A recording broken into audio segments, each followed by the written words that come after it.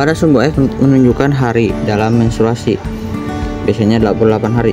Lalu pada sumber Y menunjukkan tingkat hormon, suhu basal, dan perubahan pada ovarium. Ovarium yaitu bagian atas grafik. Pada bagian atas ovarium, bagian atas grafik menunjukkan perubahan yang terjadi pada folikel kantung kecil yang besar. Di dalam ovarium, kamu bisa melihat bagaimana folikel tumbuh matang dan akhirnya pecah ovulasi untuk melepaskan sel telur. Hormon. Perubahan kadar hormon estrogen dan progesteron selama siklus menstruasi. Hormon ini berperan penting dalam mengatur siklus menstruasi dan kesuburan. Perubahan suhu tubuh basal atau suhu tubuh secara total selama siklus menstruasi. Suhu tubuh basal biasanya sedikit meningkat setelah ovulasi. Nah, lalu ada fase folikular, yaitu fase ini dimulai pada hari pertama menstruasi dan berakhir pada ovulasi. Selama fase ini, folikel tumbuh dan kadar estrogen meningkat. Lalu, ovulasi ini adalah titik di mana folikel matang, pecah, dan melepaskan sel telur. Lalu ada fase luteal, yaitu fase ini dimulai setelah ovulasi dan berakhir pada hari pertama menstruasi berikutnya.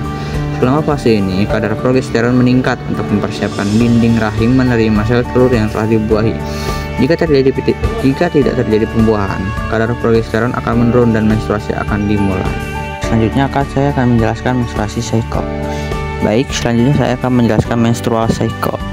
Nah, pada lingkaran bagian luar menunjukkan hari-hari dalam satu siklus menstruasi, biasanya sekitar 28 hari, namun biasanya bervariasi pada setiap wanita. Lalu ada panah yang menunjukkan arah perubahan yang terjadi pada endometrium, lapisan dalam rahim, dan folikel dalam ovarium selama siklus. Lalu ovulasi ditandai dengan pelepasan sel telur dari ovarium.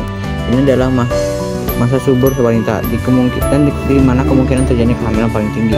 Lalu ada fase menstruasi, yaitu merupakan fase awal siklus ditandai dengan lurusnya lapisan endometrium yang menyebabkan pendarahan menstruasi. Lalu ada fase proliferasi, yaitu fase di mana endometrium mulai menebal kembali setelah menstruasi. Lalu ada fase sekretorik, yaitu fase di mana endometrium mencapai ketebalan maksimal dan siap untuk menerima sel telur yang telah dibuahi.